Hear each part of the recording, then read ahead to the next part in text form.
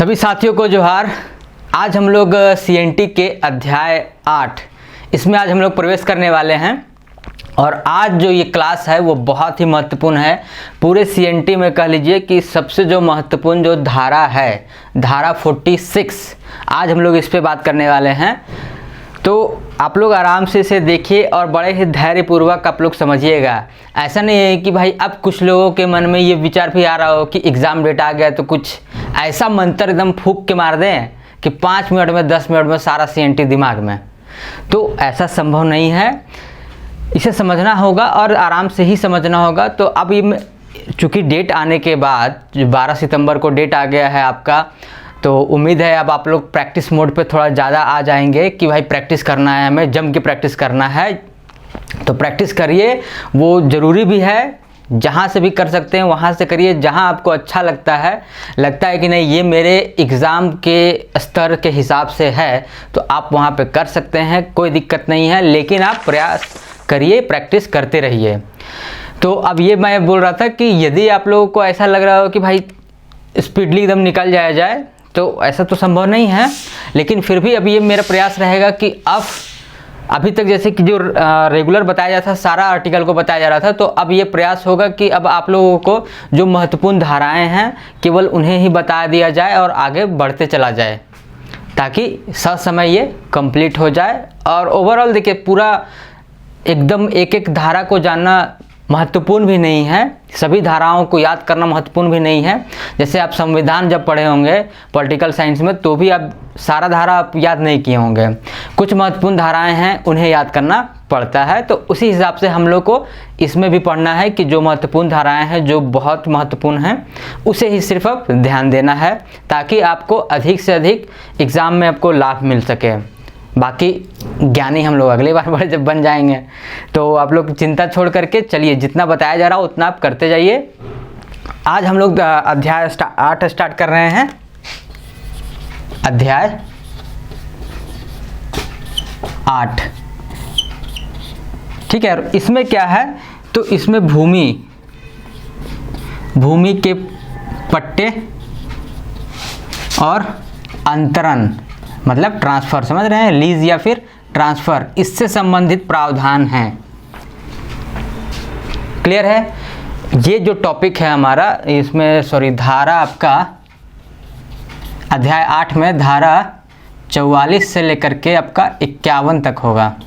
यहाँ तक धारा 44 से 51 तक। तो ये जो धाराएं हैं 44, 45, 46, 47, 48, 49, 50, 51, तो यहाँ तक जो धाराएं हैं इसमें भूमि के पट्टे और अंतरण मतलब लीज पे कैसे दे सकता है, कितने वर्ष के लिए दे सकता है, क्या पाबंदियाँ हैं, या फिर अंतरण मतलब ट्रांसफ़र कर सकता है कि नहीं, विक्रय, विनिमय, एक्सचेंज मतलब कुछ भी, विल जो वसीयत है, इसके हिसाब से वो किसे ट्रांसफ़र कर सकता है, नहीं कर सकता है, क्या बंदिशें होंगी, ये सब सारा हम लोग पढ़ेंगे इसमें आज। तो चलिए हम लोग स्टार्ट करते हैं। सबसे पहले धारा 44 से 44, धारा 44। इसमें कुछ नहीं, इसमें बहुत ही साधारण सा बात कहा गया है कि धारा 44 में ये चीज़ कहा गया है कि कोई भी रैयत अपने भूस्वामी से पट्टा प्राप्त करने का हकदार होगा, अधिकारी होगा, मतलब वो प्राप्त करने का अधिकार रखता है। सभी रैयत अपने भूस्वामी से पट्टा प्राप्त करने का अधिकार रखते हैं। बस सिंपल सा बात इतना ही दिया गया है 44 में। 45 में क्या चीज़ है, 45 में है कि जो भूस्वामी, जैसे रैयत को पट्टा पाने का अधिकार है तो भाई भूस्वामी को भी कुछ अधिकार दिया गया होगा। तो उसी प्रकार से 45 में भूस्वामी को यह अधिकार दिया गया है कि वो उससे एग्रीमेंट, वो करार कर सके और उससे वचनबद्ध पत्र एक ले सके कि हाँ भाई हम इस रेशियो में, इस अनुपात में या इतना धन आपको या लगान आपको चुकता करेंगे इतने भूमि के एवज में। यहाँ तक ये बातें समझ में आई। बस 44 और 45 बहुत ही सिंपल है, इतना ही है और कुछ भी नहीं है। अब आते हैं हम लोग धारा 46 में, 46, जो कि CNT का सबसे महत्वपूर्ण धारा है। और मैंने आप लोग को लगातार पिछली क्लासों में ये बताते भी आया हूँ मैं कि ये जो धारा है इसी से हम लोग CNT को परिभाषित करते हैं। हम लोग जब भी CNT सुनते हैं हमारे दिमाग में यही धारा जाती है। हालांकि धारा पहले तो लोग जानते नहीं थे, आप लोग भी हो सकता है बहुत सारे लोग नहीं भी जानते होंगे, लेकिन अब ये चीज़ जान लीजिए कि इसी में वो सारे प्रावधान हैं जिससे कि हम लोग CNT को आंकते हैं। तो चलिए हम लोग स्टार्ट करते हैं धारा 46 और इसे बड़ा ही आराम से पढ़ना है क्योंकि ये सबसे महत्वपूर्ण है। पिछले बार का जो एग्ज़ाम आपका प्रश्न पत्र है उसे आप उठा करके देखिएगा, अभी पढ़ लीजिए, उसके बाद उठा के देखिएगा, आपको कितना मज़ा आएगा देखने। ठीक है, तो आप पहले इसे देख लेते हैं। धारा 46 में, धारा 46, इसमें देखिएगा, इस धारा में सबसे पहले तो मैं आप लोगों को बता रहा हूँ कि इसमें 6 उपवर्ग हैं, मतलब उपखंड के तौर पर 1, 2, 3, 4 और 5 भी है, 5 और 6 ये हैं। इतना हमें पढ़ना है। इसके बाद इसके भी उपखंड हैं, 1 का भी है क ख ग घ, इसका भी उपखंड है 4 का क ख ग। तो हम लोग ये सारा देखेंगे और ये बहुत महत्वपूर्ण है, इसे आराम से देखिएगा। इसमें क्या है कि पहला वाला में ये प्रावधान है कि कोई भी व्यक्ति, जो भी रैयत है, मुंडारी खुटकट्टीदार और भूइंहरदार के अलावा, उन भूमियों के अलावा जो भी रैयत है, काश्तकार है, जिस भी श्रेणी में है, वो अपनी भूमि का अंतरण या पट्टा किस आधार पर कर सकता है, कौन सी वो बाध्यताएं होंगी जो उसे माननी होगी, या किस आधार पर वो भूमि का किसी को ट्रांसफ़र कर सकता है, एक्सचेंज के माध्यम से, सेल के माध्यम से, वसीयतनामा के माध्यम से, किसी भी तरीके से। ठीक है, तो इसमें ये है। सबसे पहले ओवरऑल देखिएगा कि ये एक, इस पूरे धारा को आप लोग स्ट्रक्चर समझ लीजिए कि जैसे होता है कि सभी लोग जमींदार बोल रहे हैं, रैयत तो बहुत सारे कैटेगरी के हैं। रैयत में सभी लोग शामिल हैं, चाहे वो भाई अनारक्षित कैटेगरी के हों, ओबीसी हों, एससी हों या एसटी हों, सभी लोग शामिल हैं। तो यहाँ पर देखिएगा एसटी, एससी, ओबीसी और एक मान के चलिए जनरल, ये बातें हो गई कि इतने सारे लोग, सभी प्रकार के जितने भी कैटेगरी हैं सब में रैयत लोग तो हैं ही। तो ये जो धारा है ये देखिएगा, इस धारा में सभी को भूमि अंतरण के बारे में बताया गया है कि कौन से लोग को भूमि जब वो ट्रांसफ़र करेगा तो कौन कौन सी बाध्यताएं माननी होंगी। ये पहला चीज़ है पट्टा पर। लेकिन यदि ऐसा भी तो हो सकता है कि भाई कोई धोखाधड़ी से कर ले, बहुत बार होता है कि जो पढ़े लिखे नहीं हैं, मतलब या फिर जागरूक नहीं है इस मामले में, या फिर नहीं पढ़ नहीं पाते, ठेपा लगवा के भाई अपने नाम पे ज़मीन करवा लिया। तो उन सभी से बचने के लिए आदिवासियों के लिए देखिएगा, भू वापसी का प्रावधान सीएनटी में किया गया है कि जो धोखाधड़ी से या फिर किसी तरीके से अज्ञानतावश या अशिक्षा के कारण, किसी भी कारण अगर वो करवा लिया, किसी दबाव में करवा लिया तत्काल समय में, तो उसका भू वापसी का प्रावधान भी है कि ज़बरदस्ती को अगर ले लिया धोखाधड़ी से किसी भी तरीके से, तो उसका भू वापसी करवाया जाएगा, इसका प्रावधान भी है। तो यहाँ याद रखिएगा, ये जो धारा 46 का 4 है, ये संबंधित है एसटी से, मतलब इसमें सिर्फ एसटी के भू वापसी का प्रावधान है, और भी प्रावधान अभी बात होगा। ठीक है, कि धारा 46(4) में क्या चीज़ है कि एसटी से, वैसे एसटी जो मुंडारी खुटकट्टीदार और भूइंहरदार के अलावा, मतलब वैसे आदिवासी जिनके पास मुंडारी खुटकट्टीदार और भूइंहरी भूमि के अलावा जो भूमि है, उस पर ये धारा 46(4) लागू होगा। भूइंहरी भूमि है उसके लिए अलग से धारा है 48, उसी में सारा कुछ दिया हुआ है, कैसे वो दे सकता है, कैसे वो उसको रिटर्न मिल सकता है, वापस कब्जा हो सकता है उसका। ठीक है, मुंडारी खुटकट्टीदार के लिए अलग है आपका 240, 41, 42 ये सब है। ठीक है, और जो बचा अन्य में से ये सभी सब शामिल हैं, सॉरी एसटी छोड़ के ये तीनों, तो इनके लिए भू वापसी का प्रावधान दिया हुआ है 71 में।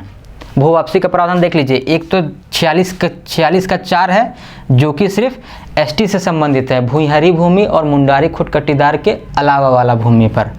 ठीक है, भूइंहरी के लिए 48 है, मुंडारी खुटकट्टीदारों के लिए है 240 से लेकर के 42 तक, और अन्य के लिए है 71।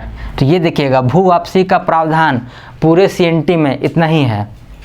सभी कैटेगरी शामिल हो गए क्योंकि ये तीनों तो इसी में शामिल हो जा रहा है। ये इसके लिए एक विशेष तौर पर ये है 46(4), भूइंहरी के लिए 48 और मुंडारी खुटकट्टीदार के लिए ये इतना ही ना कैटेगरी है, बात बाकी तो है नहीं। तो चलिए, उम्मीद है ये सारा चीज़ अभी तक आप लोग समझ चुके होंगे। अब है कि धारा 46 देखिए, ये भी बहुत महत्वपूर्ण है। 46 का 6 इसमें डिफाइन किया गया है कि कौन लोग को एसटी माना जाएगा, किन लोगों को एससी माना जाएगा, किन लोगों को ओबीसी माना जाएगा। क्लियर है? तो यहाँ चलिए अब हम लोग इस पे बात करते हैं। अब हम लोग थोड़ा विस्तार पूर्वक, ओवरऑल तो परिचय हो गया होगा, अब हम लोग इस पे विस्तार पूर्वक बात करते हैं। ये धारा इसलिए भी ज़्यादा विस्तार से बताया जा रहा है क्योंकि ये देख लीजिए, आप पिछला साल का प्रश्न तो उठा के देखिएगा, समझ में आ जाएगा। ठीक है, 5 प्रश्न में 3-4 प्रश्न, आपका 3 प्रश्न यहीं से है। तो भाई इससे तो अच्छा से पढ़ना ही पड़ेगा ना, क्योंकि फिर हो सकता है 2-3 क्वेश्चन आ जाए। तो ये मान के चलिएगा कि पिछली बार जो आया वो हल्का क्वेश्चन था, मतलब पूरा ऊपरी ऊपरी। अब जो आएगा हो सकता है उससे थोड़ा डीप आएगा, क्योंकि जैसे जैसे साल दर साल उसका परीक्षा मतलब स्तर बढ़ते जाएगा, जैसे जैसे एग्जामिनेशन बढ़ते जाएगा, तो भाई क्वेश्चन का लेवल भी तो बढ़ते जाएगा। इसीलिए इस अध्याय को हम लोग विशेष तौर पर देख रहे हैं, इस धारा को आराम से। चलिए अब हम लोग स्टार्ट करते हैं धारा 46 का 1। इस पे क्या बात है? इसमें ये प्रावधान है कि कोई भी रैयत अपनी भूमि का 5 वर्षों से अधिक उस भूमि को बंधक के तौर पर नहीं रख सकता है। 5 वर्ष से अधिक, 5 वर्ष से कम तक वो रख सकता है, लेकिन 5 वर्षों से अधिक नहीं रखेगा। लेकिन उसके ही अगले पैरा में उसमें है कि यदि बंधक के तौर पर, याद रखिएगा, बंधक के तौर पर कितना, 5 वर्षों से कम अवधि के लिए रख सकता है, 5 वर्षों से अधिक नहीं होगा। दूसरा, भुक्तभुक्त बंधक, भुगतबद्ध बंधक,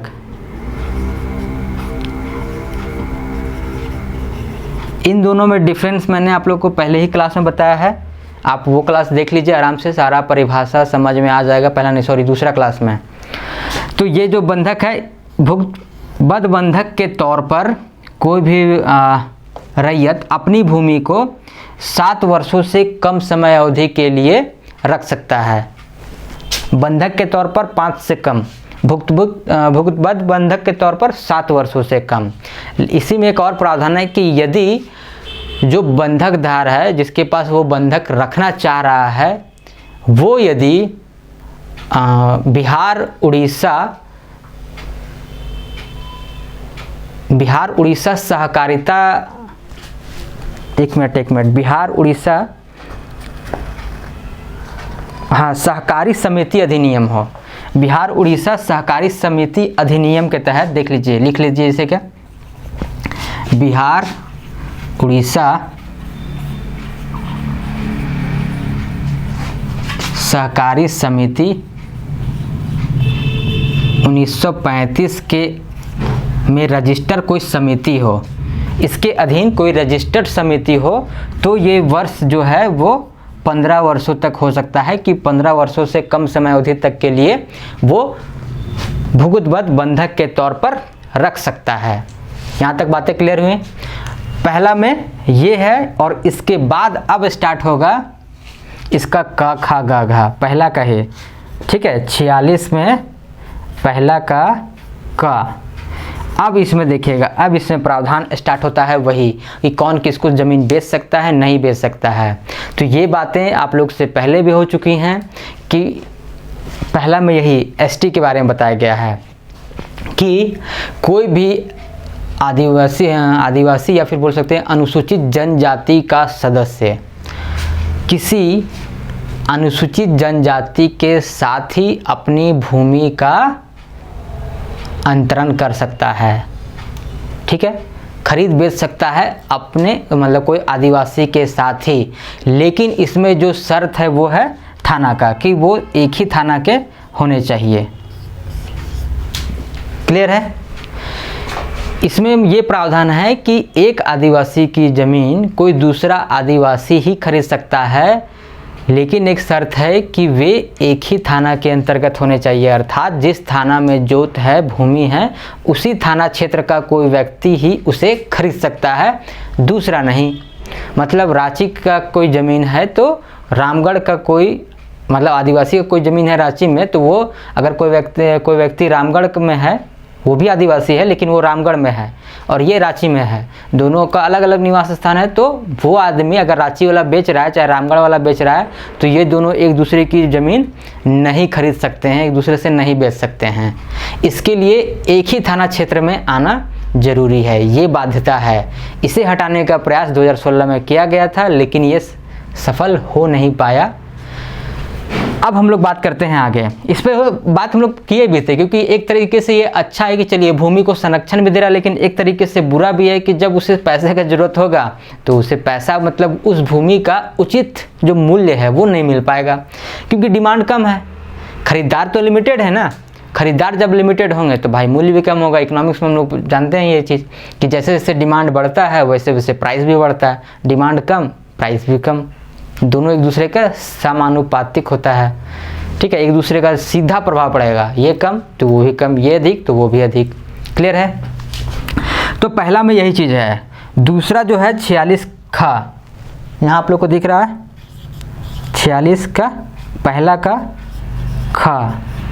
इसमें देखिएगा, इसमें वही, इसमें एससी या ओबीसी के बारे में बताया गया है कि वो एक ही जिला के अंतर्गत आने वाले, वही नियम है कि, लेकिन अब क्या हो गया एक ही जिला में। जैसे क्या था ना कि एक ही थाना में नहीं आ रहा है। जैसे मान लीजिए रांची वाला जो बात हुआ कि किसी का ज़मीन यहाँ पर है, क्या बोलते हैं, नामकुम में, कोई दूसरा आदिवासी है उधर रातू या मांडर में से मान लीजिए, तो वे एक दूसरे की ज़मीन ना तो खरीद सकते हैं ना एक दूसरे को बेच सकते हैं।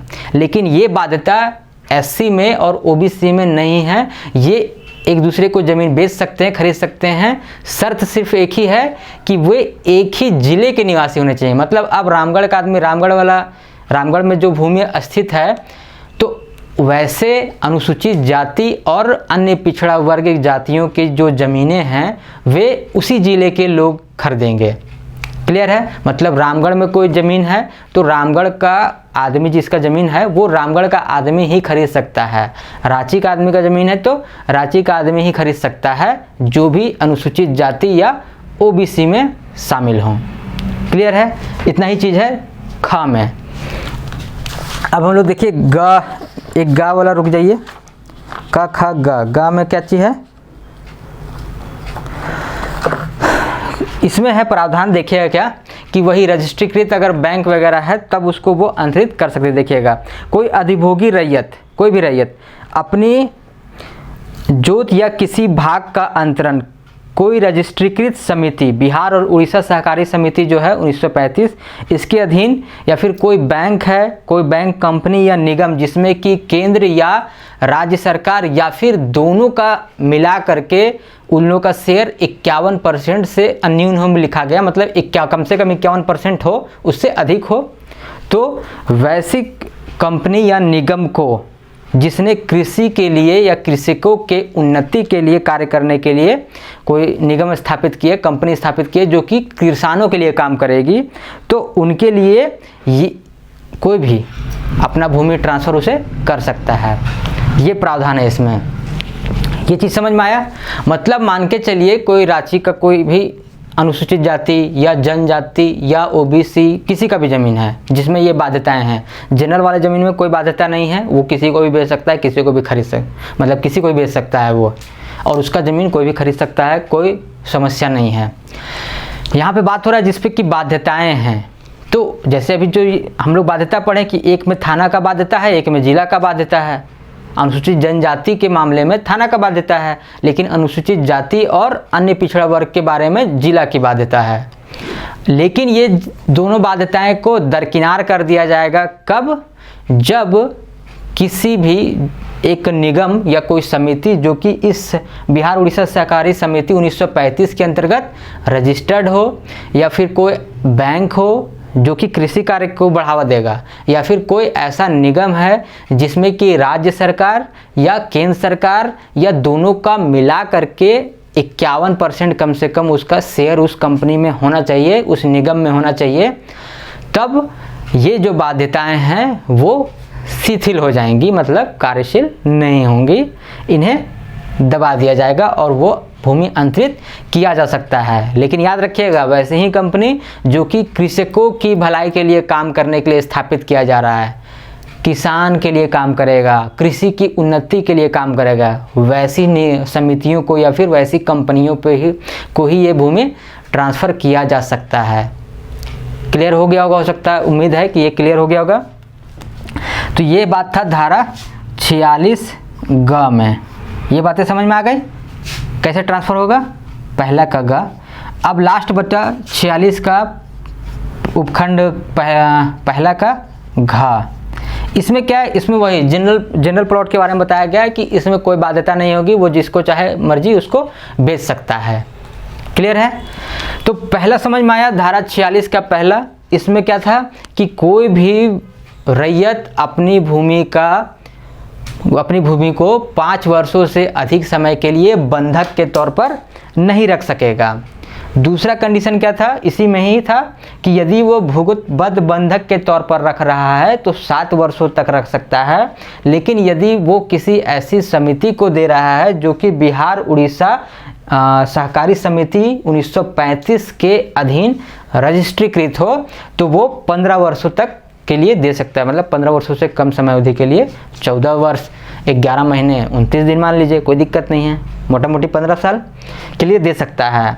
इसके बाद कहानी स्टार्ट होता है 46 का जिसमें कि अनुसूचित जनजाति के बारे में प्रावधान है कि वो अपनी ज़मीन को जहाँ वो रहता है, जहाँ वो जोत है, उसी थाना में रहने वाले किसी अनुसूचित जनजाति को ही वो ज़मीन बेच सकता है। उसका ज़मीन उसके अलावा कोई नहीं खरीद सकता है। ठीक है, भले वो सेम जिला के हो, कुछ भी हो, लेकिन जिस थाना में है उसी थाना का व्यक्ति खरीद सकता है, उसके अलावा कोई नहीं। और उसी थाना का वो आदमी खरीद सकता है जो अनुसूचित जनजाति का है। ऐसा नहीं है कि उसी थाना में है तो कोई ओबीसी, कोई एससी या फिर कोई जनरल आदमी उसका ज़मीन खरीद ले, ये भी नहीं होगा। अनुसूचित जनजाति का ज़मीन वही खरीदेंगे। क्लियर है। दूसरा में क्या था कि अनुसूचित जाति या अन्य पिछड़ा वर्ग, ओबीसी, एससी बोल लीजिए या ओबीसी, इनके बारे में प्रावधान था कि वो एक ही जिला के निवासी होने चाहिए, तब वो खरीद सकते हैं ज़मीन। लेकिन जनरल इनका ज़मीन नहीं खरीद सकता, ये याद रखिएगा। ठीक है, ओबीसी का ज़मीन ओबीसी खरीदेगा, एससी का ज़मीन एससी खरीदेगा। ठीक है, तो इस प्रकार से ये प्रावधान है। गांव में क्या था कि ये जो ऊपर जो बाध्यताएं बताई गई हैं वो क्रियाशील नहीं होंगी। कब? कि जब वो ज़मीन अंतरित किया जा रहा हो, मतलब ट्रांसफ़र किया जा रहा हो किसी ऐसी समिति को जो इसके अंतर्गत रजिस्ट्रीकृत हो, बिहार उड़ीसा सहकारी समिति 1935 के अंतर्गत रजिस्ट्रीकृत हो, या फिर कोई बैंक हो जो कि कृषि के लिए कृषकों के लिए काम करेगा।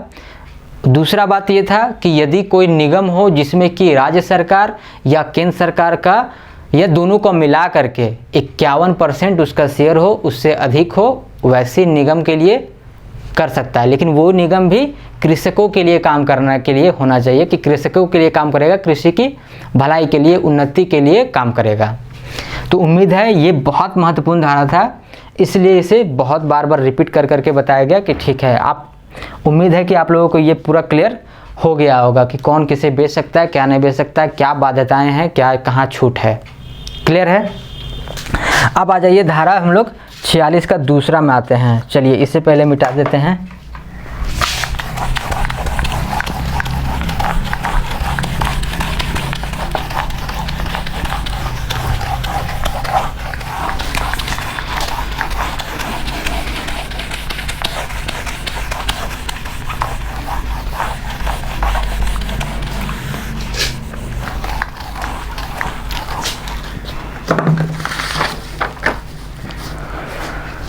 अब आ जाइए इसमें दूसरा 46 का उपखंड 2 में क्या प्रावधान है ये देखिए। इसमें सिंपल सा लिखा हुआ है कि किसी रैयत द्वारा अपनी जोत या किसी भाग के अपने अधिकार का उपधारा 1 के अधीन अगर अंतरण किया गया तो वो भूस्वामी के लिए आबादकर होगा। मतलब कि वो उसके लिए होगा, उसको मानने के लिए बाध्य होगा। क्लियर है कि अगर इसके अधीन किया है, इसके अधीन रहते हुए किया है तो वो उसको मानने के लिए भूस्वामी बाध्य है। बस इतना सा बात है। 3 में क्या है कि इसमें प्रावधान है कि यदि धारा 46 के उपधारा 1 उपखंड 1 इसका कोई अगर अंतरण ऐसा हुआ है जिसमें कि कोई अंतरण ऐसा हुआ है, इसमें ये बात है कि कोई अंतरण ऐसा हुआ है जिसमें कि ये इसमें जो प्रावधान है धारा 46 का, जिस पे भी हम लोग इतना विस्तार पूर्वक चर्चा किए हैं, अगर उसका उल्लंघन किया गया है, उल्लंघन किया गया है, जो जो शर्त वो बताया है उसे नहीं माना है। जैसे कि मान के चलिए प्रावधान था क्या कि किसी भी अनुसूचित जनजाति का जमीन उसी थाना में रहने वाले कोई अन्य जनजाति समूह का व्यक्ति ही खरीद सकता है, ये प्रावधान है। लेकिन कोई दूसरा थाना का व्यक्ति खरीद ले तब क्या होगा, तो इसमें वो प्रावधान है 46(3) में कि वैसा अगर वो खरीदा गया है तो वो रजिस्ट्रीकृत ही नहीं होगा, रजिस्ट्री नहीं होगा। आप लोग ये सुने भी होंगे कई बार कि यहाँ पे अगर भाई एसटी ज़मीन लेगा तो रजिस्ट्री ही नहीं होगा, ये सुने होंगे आप लोग, ठीक है। इसमें यही चीज़ है लिखा हुआ कि रजिस्ट्री ही नहीं होगा और उसके अलावा किसी भी न्यायालय, कोई भी ना सिविल, दांडिक या राजस्व अधिकारिता के प्रयोग में किसी न्यायालय द्वारा किसी प्रकार से विधि मान्य समझा जाएगा, इसे विधि मान्य नहीं समझा जाएगा। मतलब ये नहीं माना जाएगा कि हाँ भाई ये विधि के संगत ये अंतरण किया गया है, इसे नहीं माना जाएगा। मतलब अविधि पूर्ण माना जाएगा कि धोखे से कर लिया है, ठीक है, जिसका कि बोलते हैं ना लीगल पावर या लीगल अथॉरिटी नहीं है। इसके बाद 46(3) का में इसे बाद में जोड़ा गया है कि इसमें क्या चीज़ है प्रावधान कि कोई भी ऐसा अंतरण होता है, कोई भी ऐसा अंतरण होता है, जैसे कई बात हुआ था कि कोई एसटी का ज़मीन कोई नॉन एसटी खरीद ले, तब क्या होगा, तो जो विवाद तो होगा ही ना, मामला जाएगा कोर्ट में। तो इसी में बोला गया है कि इसको बाद में जोड़ करके किया गया है कि एक पक्षकार वो हो गया, जैसे कि किसी एसटी का ज़मीन है, कोई दूसरा को व्यक्ति खरीद लिया, तो एक पक्ष ये हुआ, एक पक्ष ये हुआ। तीसरा पक्ष का इसमें प्रावधान किया गया है कि तीसरा पक्ष ऑटोमेटिक रूप से उपायुक्त होगा। तीसरा पक्ष, एक पक्ष ये, एक पक्ष एक, जिसने बेचा, जिसने खरीदा। लेकिन ये बात यहाँ क्या है कि जो बेचने वाला है वो है एसटी, जो खरीदने वाला है वो है नॉन एसटी। तब वो वाद हो जाएगा, मतलब विवाद तो होगा, एक केस बनेगा। तो इसमें एक पक्षीय, एक पक्षीय और तीसरा पक्ष होगा वो होगा उपायुक्त। उपायुक्त जो जिले के उपायुक्त होंगे वो तीसरा पक्ष होंगे, या फिर जिसके भी ये इस कार्य के लिए सक्षम किया गया है वो होंगे। क्लियर है? 3 में यही है। अब आ जाइए 4 में कि धारा 46 का 4। अब यहाँ पर क्या चीज़ है, इसमें बोला गया था ना कि भू वापसी का प्रावधान है इसमें, भू वापसी। लेकिन किसका भू वापसी, तो सिर्फ और सिर्फ इसमें बात किया गया है एसटी के भू वापसी का प्रावधान के बारे में कि उनका भूमि कैसे वापस आएगा। अगर कोई धोखे से ले लिया है, किसी प्रकार से उसे ठग करके, अंधेरे में रख करके, अज्ञानतावश उसने ऐसा कर दिया है, तो उसका भूमि वापस मिल जाएगा उसे। लेकिन उसके लिए क्या प्रावधान है, ये इसमें है कि इसमें देखिए क्या लिखा हो कि रैयत ने उपधारा 1 के खंड का के अधीन अपनी जोत या उसके किसी भाग से अपने अधिकार को जिस काल अवधि के लिए अंतरित किया हो, जिस काल अवधि के लिए मतलब 5 साल 8 साल के लिए उसे ट्रांसफ़र किया हो, उस काल अवधि के समाप्ति के बाद, अगर मान लीजिए मैं एसटी हूँ भाई, मैंने आपसे करार किया है कि भाई चलिए 5 साल के बाद 5 साल के लिए आपको हम भूमि देते हैं, अंतरित करते हैं, ठीक है, ये करार हुआ था। तो उस समाप्ति के बाद अगर समाप्त हो गया, उसके 3 वर्षों के भीतर किसी भी समय उपायुक्त रैयत के आवेदन करने पर रैयत को ऐसी जोत या भाग को विहित रूप से उसके कब्जे में दे सकेगा। अर्थात ये हुआ कि मैं और आप, जैसे बात हुआ था कि मैं किसी अनुसूचित जनजाति का सदस्य हूँ, आप से एक करार हुआ कि चलो भाई 5 साल के लिए हम आपको ज़मीन देते हैं, ठीक है, आपको जो करना है कर लीजिए। लेकिन 5 साल के बाद आप क्या कर रहे हैं कि आप उसे लौटा ही नहीं रहे, ठीक है। अब बोल रहे कि भाई अब हट जाओ, 5 साल के लिए दिए थे, हो गया। तो आप वहाँ पे लाठी डंडा बंदूक लेकर के पूरा तैयार हैं। तो अब हम क्या करेंगे, तो कुछ नहीं करना है। तो अगर समय अवधि समाप्त हो गया, आपको बोल रहे हैं, आप नहीं मान रहे हैं, तो 5 साल के लिए दिए थे, तो 5 साल से लेकर के 8 साल के बीच में, मतलब 3 साल के समय अवधि में मेरा काम है कि हम जाकर के क्या करें, उपायुक्त को बोले कि भैया देख लीजिए ऐसा ऐसा, उसको दिए थे 5 साल के लिए, अब वो लौटा ही नहीं रहा है। तो उपायुक्त को ये पावर होगा कि चाहे वो अपना पूरा दल बल के साथ उसको मार के भगाए और वो ज़मीन मुझे दिलवा दे। पहला कंडीशन ये हो गया। अब इसमें भी है का खा गा, 3 प्रावधान है, देखिएगा का खा गा 4 का। मोटा मोटी तो इसमें पहले बात हो गया कि भू वापसी के लिए करवाएगा, ठीक है। अब है इसमें विशेष तौर पर देखिएगा 46 का उपखंड 4 का, ये होगा कि ना, उपधारक 4 का खंड का। अब इसमें आ जाइए का खा गा, घाई फिर से स्टार्ट हो गया। तो का में क्या चीज़ है कि उपायुक्त स्व प्रेरणा से, मतलब या किसी ऐसे अधिभोगी रैयत द्वारा जो अनुसूचित जनजाति का सदस्य हो, अंतरण को रद्द इस आधार पर करने के लिए अंतरण उपधारक के द्वितीय खंड के उल्लंघन में किया गया हो। तो मतलब अब क्या होगा कि ये तो हो गया, ठीक है, ये हम दिए थे 5 साल के लिए करार के माध्यम से, ठीक है, वो हो गया। लेकिन अगर कोई परमानेंट लिखवा ही लिया, ट्रांसफ़र करवा लिया परमानेंट, तो क्या होगा, तो कोई एक ऐसा आवेदन देगा तो, या फिर उपायुक्त स्व प्रेरणा से, मतलब अपने आप भी भाई, ठीक है, नहीं होता है संज्ञान, जैसे कि हाई कोर्ट कैसे होता है, सुप्रीम कोर्ट, कि कोई भी मामला में वो संज्ञान ले लिए, तो उसी प्रकार से ये स्व प्रेरणा से। ऐसा कोई जरूरी नहीं कि आवेदन देना जरूरी ही है, अगर दिए हैं तो ठीक है। अगर मान के चलिए ऐसे भी अगर उपायुक्त को कानून में तक चला जाए कि ऐसा ऐसा हुआ है, तो वो अपने से भी बिना आवेदन दिए हुए भी जा करके कार्रवाई कर सकते हैं, ठीक है। तो उपायुक्त क्या करेंगे उसमें कि वहाँ जाएंगे और उसका विहित रीति से, मतलब जो भी है सही उचित जांच करवाएंगे, और जांच करवाने के बाद उन्हें जो एहसास होगा कि ये जो ट्रांसफ़र किया गया वो न्याय संगत है या नहीं है, विधिपूर्ण है या नहीं है, तो वो उस हिसाब से अपना कार्रवाई करेंगे।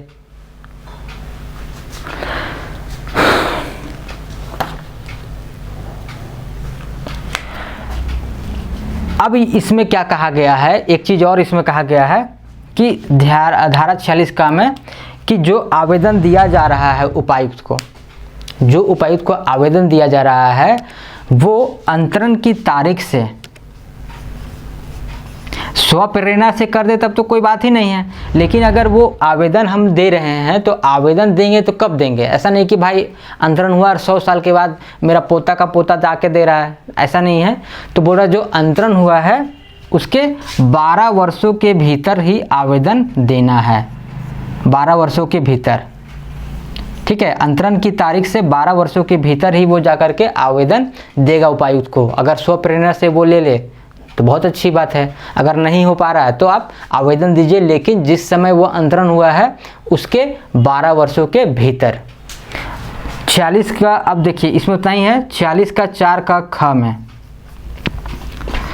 इसमें क्या चीज़ है कि यदि उपायुक्त ऐसा पाले कि भाई अंतरण जो हुआ है उसमें धारा 46 का पहला जो था पहला का क, इसका उल्लंघन नहीं हुआ है, मतलब विधि माना गया है, जो बेचा है और जो खरीदा है वे दोनों एक ही थाना के रहने वाले अनुसूचित जनजाति के सदस्य हैं और अपना विधिपूर्वक कार्य किए हैं। अगर ऐसा पाया जाता है उसके जांच में तो वो आवेदन को क्या करेगा, रद्द कर देगा।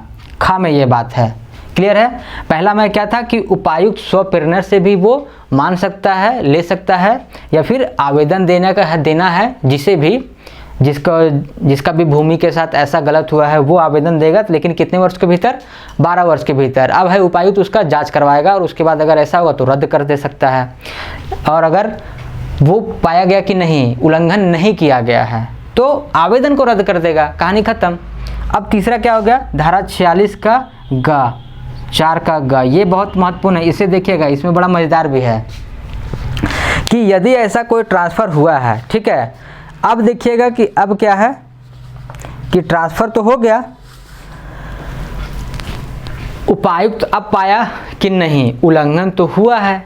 अब उल्लंघन हुआ है तो उसके आगे क्या किया जाएगा, उल्लंघन हुआ है तो अब ये कंडीशन बनता है कि उसको रद्द करवा दे। अगर कोई उल्लंघन करके ट्रांसफ़र हो गया ज़मीन का तो उपायुक्त उसे रद्द करवा देगा, लेकिन कुछ कंडीशन ऐसे भी हैं जिसमें कि रद्द ना करवा करके उसे विधिपूर्ण मान लिया जाता है, मान लिया जाएगा। अब वो कौन कौन सी कंडीशन है पहले ये देखिए। सबसे पहला तो ये है कि भाई जो ज़मीन देख लिया, हाँ उपायुक्त बोलेगा हाँ चलो ठीक है, उल्लंघन तो हुआ है धारा 46 की उपधारा पहला का खंड का उल्लंघन हुआ है, मतलब वही थाना वाला जो बाध्यता है उसे नहीं माना गया है, उल्लंघन हो गया। अब क्या होगा कि जिसने लिया, ठीक है, जिसने लिया वो क्या किया, उस पर कोई भवन वगैरह निर्माण करा दिया, कोई सारवान होता है ना, सारवान संरचना का मतलब कि वही समझिए ना, दीर्घ अवधि के लिए भवन टाइप का, कि उसका निर्माण करवा दिया। और अब जिसका जो पहले था, जिसने वो ज़मीन बेचा,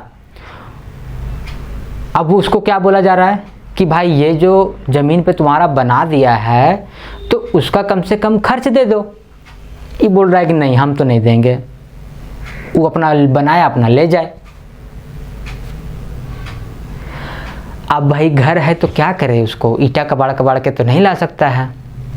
तब एक बीच का रास्ता निकाला जाता है कि अगर ऐसी स्थिति है तो उपायुक्त दो काम कर सकता है, उपायुक्त दो काम कर सकता है।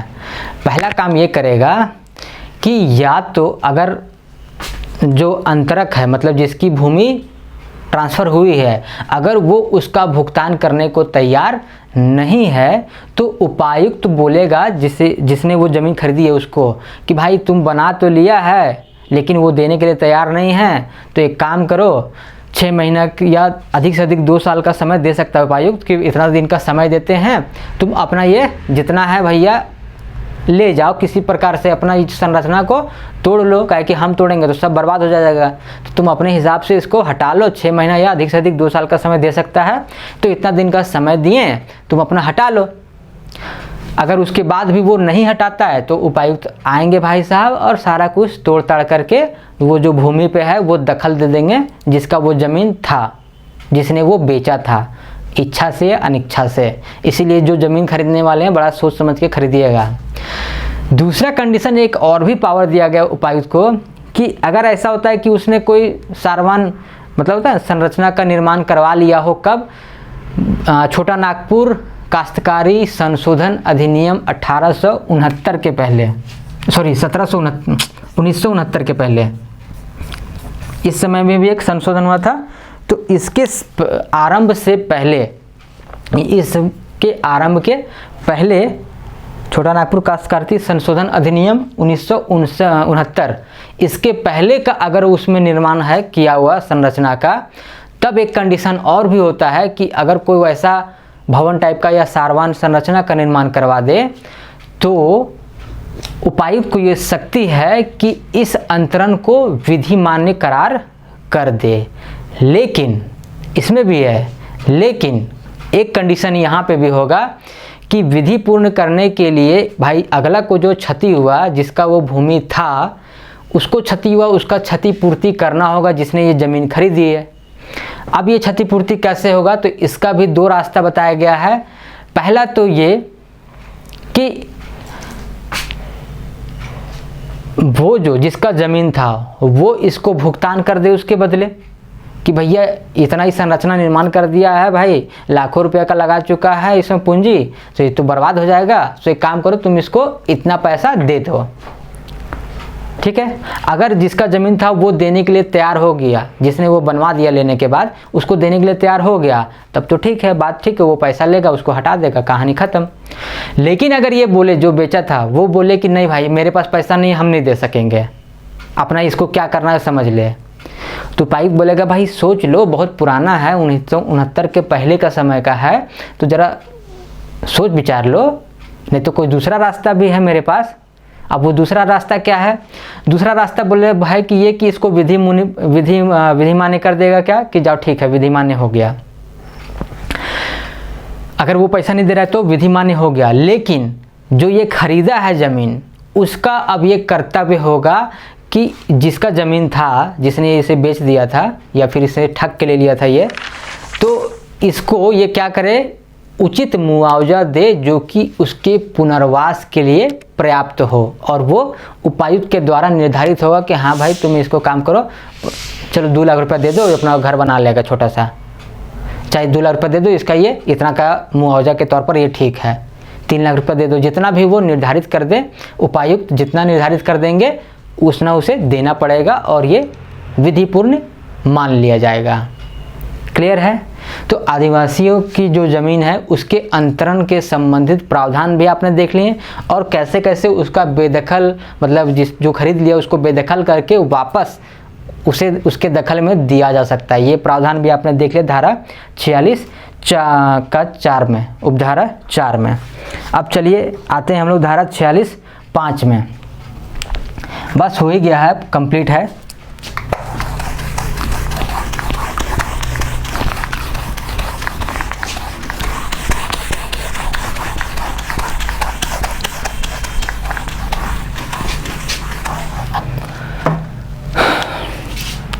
अब है क्या चीज़ धारा 46 का, आ जाइए 5 में।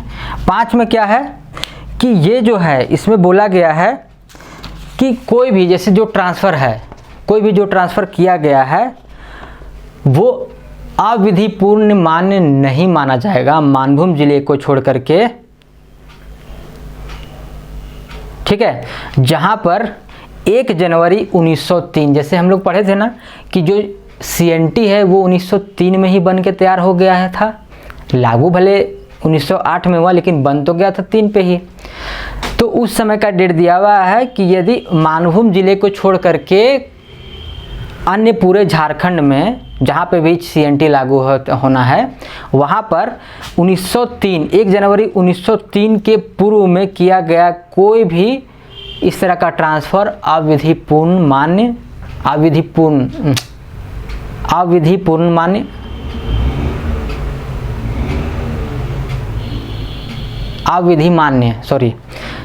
कोई भी ज़मीन जो किया गया है उसके पूर्व में, तो वो अविधिपूर्ण नहीं माना जाएगा। और मानभूम क्षेत्र का कोई अगर भूमि है तो वहाँ पर 1 जनवरी 1909 का डेट है। मतलब कोई भी जो ट्रांसफ़र इस टाइप का हो गया कुछ भी, तो इन सभी के असंगत होते हुए 1 जनवरी 1903 मानभूम को छोड़ करके अन्य पूरे झारखंड में, और 1 जनवरी मानभूम जिले के लिए है 1 जनवरी 1909 का डेट। अगर इससे पहले उस क्षेत्रों में कोई भी तरह का अंतरण हुआ है तो वो अविधिपूर्ण नहीं माना जाएगा, ठीक है। मतलब उससे पहले हुआ तो वो ठीक है, इसके लागू होने के बाद 3 के बाद अगर कोई किया है, जैसे नहीं होता है कि भाई अरे अंदरूनी जो नहीं होता है कि जिलों का थोड़ा सा पैठ है, सरकार में पहुंच है कि जहाँ से हाईवे निकलता है, अभी भी देखते हैं ना कि जहाँ से हाईवे निकलता है आसपास का ज़मीन पूरा किसी एक व्यक्ति का हो जाता है। कोई बड़ा प्रोजेक्ट लग रहा है, कोई मेडिकल कॉलेज बन रहा है जिससे कि लगे कि नहीं अब यहाँ पे पूरा विकास बढ़ जाएगा, तो देखिएगा आसपास का जो ज़मीन है वो वहीं के विधायक बाबू, सांसद बाबू जो हैं, सभी जितने बड़े बड़े लोग हैं, बड़े बड़े लोग क्या मतलब बड़े पद पे जो इन्हें हमने बैठा दिया है, हालांकि वो उस लायक नहीं हैं, वे लोग पूरा कब्जा लेते हैं। क्योंकि उनका भाई जो नेता हैं, नेता कह लीजिए मतलब राजनीतिज्ञ जिन्हें कि सेवा भाव से आते हैं, लेकिन पता नहीं, फिर चलिए बात बाकी क्या कहा जाए। तो वे लोग का उसी प्रकार से जिनका पैठ है, क्योंकि उन लोगों को पता चला कि अरे CNT में ऐसा प्रावधान है, अभी 8 में भाई अभी लेट है लागू होने में, तो तब तक जितना ज़मीन हड़प सकता है हड़प लो। तो इसीलिए ये चीज़ पूर्व से कर दिया गया है कि मानभूम को छोड़ करके अन्य पूरे झारखंड में जहाँ पे भी CNT लागू है उस वहाँ पर अगर कोई भी इस प्रकार का हुआ है अंतरण, लेकिन वो हुआ है 1 जनवरी 1903 से पहले, तो उसको विधिपूर्ण माना जाएगा। लेकिन इसके बाद माना गया, इसके बाद हुआ है तो उसको रद्द कर दिया जाएगा। क्लियर है। मानभूम जिले के लिए विशेष तौर पर दिया गया 1 जनवरी 1909, बाद बाकी के लिए 1903 ही है। तो क्या ये धारा समझ में आया। अब एक लास्ट बचा है धारा 46 का उपधारा 6। बस इसमें बताया गया था ना, इसमें ST, SC और OBC इनको परिभाषित किया गया। तो सिंपल है इसमें कि भारतीय, इसमें क्या चाहिए कि संविधान अनुसूचित जाति आदेश एक आया था, अनुसूचित जाति, अनुसूचित जनजाति और पिछड़ा वर्ग जिसे जो भी है। तो ST के लिए है क्या चाहिए कि जिनको भी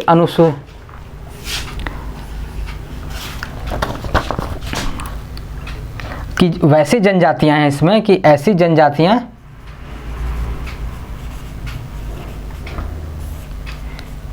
जिन्हें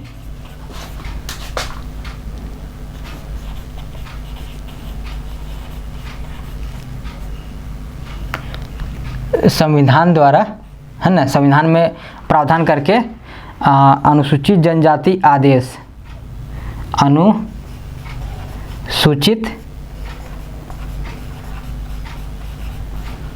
जनजाति आदेश